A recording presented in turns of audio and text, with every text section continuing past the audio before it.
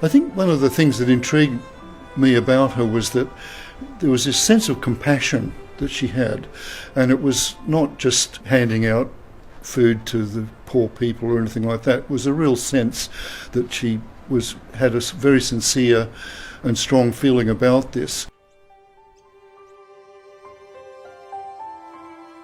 Whenever I start carving stone, it always reminds me of Michelangelo and all the other stone carvers throughout history, that I'm just one little piece of that great clan.